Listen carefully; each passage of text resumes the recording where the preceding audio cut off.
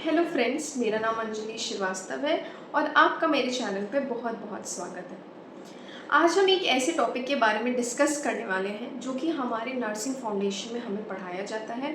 और ये एक ऐसा टॉपिक है जो एक बहुत ही इनिशियल टॉपिक माना जाता है, जिसके बेसिस पे जो नर्सेज होती हैं वो अपने कंडक्ट या अपने बिहेवियर को on the basis of that modify करती हैं और प्रोफेशन में कैसे रहना है वो यही चीज़ हमें धीरे धीरे सिखाती है। तो ये कहलाता है कोड ऑफ एथिक्स। और इस कोड ऑफ एथिक्स की शुरुआत हुई थी 1953 में, जब इंटरनेशनल काउंसिल ऑफ नर्सेस के द्वारा ये पहली बार दिया गया था। तो ये कोड ऑफ एथिक्स होता क्या है? कोड ऑफ एथिक्स एक ऐसा रिटन इंफॉर्मेशन है regarding the conduct and behaviour of nurses during their duty hours, कि हमें ड्यूटी के टाइम में हमें अपने प्रोफेशनलिज्म को मेंटेन करने के लिए अपने प्रोफेशनल फील्ड में हमारा बिहेवियर और हमारा कंडक्ट कैसा होना चाहिए, ये बताता है हमारा कोड ऑफ एथिक्स। तो कोड ऑफ एथिक्स को अगर हम डिवाइड करके देखें तो एथिक्स का मतलब क्या है? एथिक्स का मतलब होता है मॉरल वैल्यूज़ और प्रिंसिपल की, that is what is right and what is wrong, ये बताने वाली जो चीज़ है वो है हमारी एथिक्स। ठीक है, उसके बाद हमारा कोड ऑफ एथिक्स या नर्सिंग एथिक्स क्या होती है?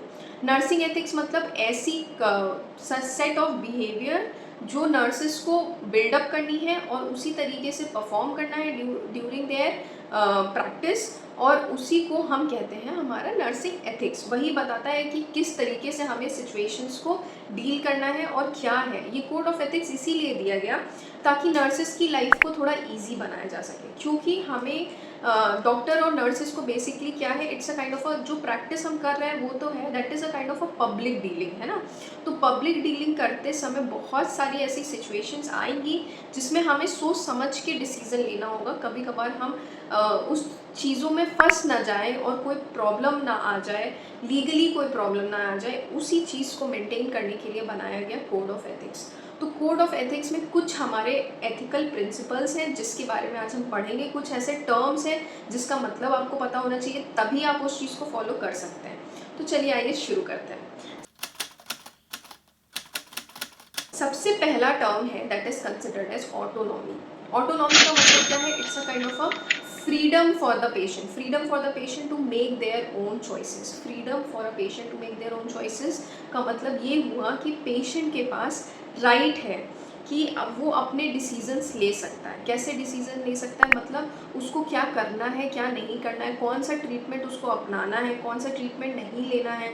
अगर पेशेंट चाहे तो किसी भी मेडिकेशन को रिफ्यूज़ कर सकता है। अगर पेशेंट चाहे, अगर हम उसको बोल रहे हैं कि आपको हर्निया की सर्जरी करवानी है, तो अगर पेशेंट कहेगा कि मुझे यहाँ नहीं करवाना है, तो उसके पास चॉइस है कि वो अपना निर्णय खुद ले सकता है। इस कंडीशन में नर्सेस क्या करेंगी? इस कंडीशन में जो प्रोफेशनल लोग हैं वो उस चीज़ को ज़बरदस्ती नहीं कर सकते मरीज़ के साथ कि हमें नहीं, तुम हमारे यहाँ ही ऑपरेशन करवाओ या तुम्हें ये मेडिकेशन लेनी ही पड़ेगी, तुम्हें ये ट्रीटमेंट लेना ही पड़ेगा। हम ऐसा बिल्कुल नहीं कर सकते हैं। तो that first is autonomy. Next है हमारा नॉन मेलिफिसेंस। नॉन मेलिफिसेंस का मतलब ये है कि हमें पेशेंट के साथ डेलिबरेटली या इंटेंशनली उसको हार्म नहीं पहुंचाना है। हिपोक्रेट ने कहा था, first do no harm to patient. First do no harm to patient मतलब अपने प्रैक्टिस में जो सबसे पहली चीज़ है वो ये है कि तुम्हें पेशेंट को कोई भी हार्म नहीं पहुंचाना है। जानबूझ के तुम्हें किसी भी प्रकार का नुकसान पेशेंट्स को नहीं पहुंचाना है। तो दैट इज़ नॉन मेलिफिसेंस। ये हमारे ऊपर ऑब्लिगेशन है कि हमें ये चीज़ परफॉर्म करनी ही करनी है और हमें कोई भी हार्म पेशेंट को नहीं पहुंचाना है। तो दैट इज़ नॉन मेलिफिसेंस। नेक्स्ट उसी से मिलता जुलता आता है हमारा, जिसको हम कहते हैं बेनिफिसेंस। बेनिफिसेंस का मतलब क्या होता है? It's a obligation upon us to do good for the patients और गुड फॉर अदर्स। ये हमारे ऊपर ऑब्लिगेशन है कि हमें हमेशा अच्छे ही काम करना है।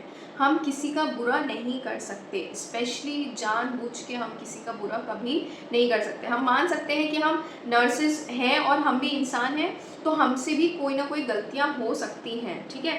तो हमें इस चीज़ का ध्यान रखना है। मगर बेनिफिसेंस ये कहता है कि ये हमारी ड्यूटी है कि हमें लोगों का अच्छा करना है। तो that is do good for others. तो दैट इज़ बेनिफिसेंस। नेक्स्ट बात करते हैं हम जस्टिस के बारे में। जस्टिस या फेयरनेस के बारे में बात करते हैं। तो जस्टिस और फेयरनेस की अगर हम बात करें तो जस्टिस और फेयरनेस का मतलब होता है कि पेशेंट के साथ हमें किसी भी प्रकार का डिस्क्रिमिनेशन नहीं करना है। डिस्क्रिमिनेशन का मतलब क्या हो गया? Discrimination on the basis of caste, on the basis of colour, on the basis of religion, on the basis of social status etcetera etcetera.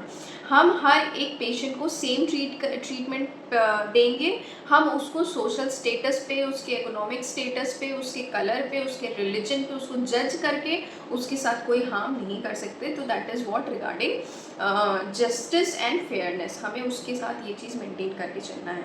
Next हमारी बात होती है, तो नेक्स्ट है हमारे पास वेरासिटी। वेरासिटी का मतलब होता है it's a kind of a obligation to tell the truth. Veracity का मतलब होता है it's a kind of a obligation to tell the truth. Obligation to tell the truth मतलब कि ये हमारे ऊपर ये ऑब्लिगेशन है कि हमें हमेशा सच बोलना है। सच बोलने का मतलब कि हम अगर हमसे कोई मिस्टेक हो जाती है, अगर हम गलती से कोई मेडिकेशन पेशेंट को जो नहीं देनी थी हम दे दिए, या कोई मेडिकेशन जो हमें 10 बजे देनी थी वो हमने पहले ही दे दी, या उसकी डोसेज ज़्यादा दे दी, तो उस कंडीशन में, वो सारे कंडीशन में, ये सिर्फ एग्जांपल है, और भी बहुत सारी सिचुएशन आ सकती है जिसमें आपसे पूछा जाएगा कि आप सच बोल रहे हैं कि झूठ बोल रहे हैं। तो उस कंडीशन में आपको हमेशा सच बोलना है, तो that is considered as veracity. ठीक है। नेक्स्ट हम बात करें तो वो है फिडिलिटी। फिडिलिटी का मतलब क्या होता है? It's a kind duty that we have to perform as we have promised. हमने जैसा प्रॉमिस किया है, जैसा हमने प्रॉमिस किया है, जैसा हमने प्रतिज्ञा ली है कि हमें पेशेंट का भला करना है, पेशेंट के हेल्थ को प्रमोट करने के लिए काम करना है, तो उसी प्रकार इस चीज़ को हमें मेंटेन करके चलना है, और इसी को हम फिडिलिटी का नाम देते हैं।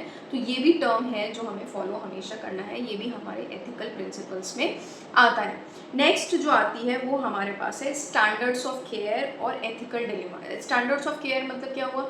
स्टैंडर्ड ऑफ केयर का मतलब ये हुआ कि हमें एक स्टैंडर्ड ऑफ केयर मेंटेन करके चलना है पेशेंट के हेल्थ को प्रमोट करने के लिए। सिंपल। डिलेमा, एथिकल डिलेमा का मतलब क्या हो गया? एथिकल डिलेमा का मतलब ये हुआ कि कई बार ऐसी सिचुएशन अराइज होती है जिसमें दो प्रिंसिपल, जो एथिकल प्रिंसिपल्स होते हैं, उसमें कंफ्यूजन हो जाता है कि हमें कौन से एथिकल प्रिंसिपल फॉलो करने हैं और कौन से नहीं करने हैं, या इसमें हमें कौन सा रास्ता चुनना है। जैसे कि फॉर एग्जांपल एक एथिकल प्रिंसिपल हमारा होता है कॉन्फिडेंशियलिटी का। ठीक। कॉन्फिडेंशियलिटी का मतलब क्या हुआ? कॉन्फिडेंशियलिटी का मतलब ये हुआ कि हमें जो पेशेंट अगर हमसे कोई बात कहता है, ठीक है, पेशेंट मान लीजिए आपके पास फीमेल क्लाइंट आई, आप गायनी डिपार्टमेंट में काम करते हैं, फीमेल क्लाइंट आई, उसके साथ कुछ हैरेसमेंट हुआ है या कुछ है, तो वो अपनी चीज़ें जल्दी रिवील नहीं करती है। जो लोग ओपीडीज अटेंड किए होंगे उन्हें बहुत अच्छे से पता होगा कि पेशेंट विमेन, बेसिकली विमेन्स जो होती है वो अपनी चीज़ें जल्दी रिवील नहीं करती है। तो डॉक्टर उन्हें अपने कॉन्फिडेंस में लेता है कि तुम हमसे ये चीज़ें बता सकती हो, तुम्हें हमसे कोई भी चीज़ नहीं छुपानी है। तो कॉन्फिडेंशियलिटी का मतलब बेसिकली यही हुआ कि हमें जो पेशेंट की इन्फॉर्मेशन है उसको हमें हमेशा सीक्रेट रखना है, वो अपने तक रखना है। अगर ज़रूरत पड़े तो हमें उसके रिलेटिव्स को भी ये बात नहीं बतानी है, उसको अपने तक ही रखना है। ठीक। मगर बहुत सारी सिचुएशन में क्या होता है कि कभी कभार पेशेंट हमसे ऐसी चीज़ बताता है या ऐसी ख्वाहिश बताता है जो आगे चल के उसके लिए हार्मफुल होगी। ठीक है। हार्मफुल होगी, तो उस कंडीशन में क्या हुआ? ये हुआ हमारा एथिकल डिलेमा। अब हम क्या करेंगे? अब हम या तो उसके सीक्रेट को मेंटेन करके चले क्योंकि हमें कॉन्फिडेंशियलिटी सिखाई गई है, अगर नहीं तो मगर अगर उसका पेशेंट, उसकी जान को खतरा है आगे चल के, तो हम क्या करेंगे? उस चीज़ को रिवील करेंगे अपने हायर अथॉरिटी को कि ऐसी ऐसी सिचुएशन है ना। तो उस कंडीशन में ये एथिकल डिलेमा आया, मगर हमें क्या सही है उसी के बेसिस पे हमें काम करना है। तो ये हो गया हमारा एथिकल डिलेमा, कॉन्फिडेंशियलिटी।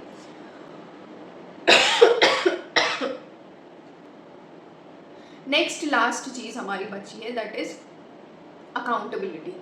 अकाउंटेबिलिटी का मतलब क्या है? अकाउंटेबिलिटी का मतलब ये है कि we are responsible for our act. हम जो भी करते हैं, जो भी हम कर रहे हैं प्रैक्टिस के दौरान, वो सब चीज़ के रिस्पॉन्सिबल हम खुद हैं।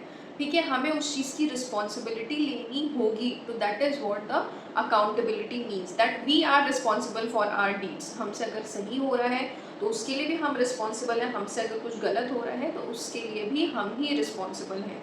So these are the ethical principles that the nurses have to follow during their practice hours. ठीक है। होपफुली आपको ये सारे टर्म्स समझ में आ गए होंगे। और होपफुली मैंने सही से समझाया है। अगर आप मेरे चैनल पे नए हैं तो मेरे चैनल को ज़रूर सब्सक्राइब करके जाना अगर आपको मेरे वीडियोस से कुछ भी सीखने के लिए मिला है तो, और कमेंट सेक्शन में ज़रूर बताइएगा कि कैसा लगा आपको वीडियो और आपको चीज़ें समझ में आई कि नहीं आई। अगर आपको कोई कन्फ्यूजन है तो वो भी आप कन्फ्यूजन अपने कॉमेंट सेक्शन में छोड़ सकते हैं, मैं ज़रूर रिप्लाई दूँगी। Thank you so much for watching my videos.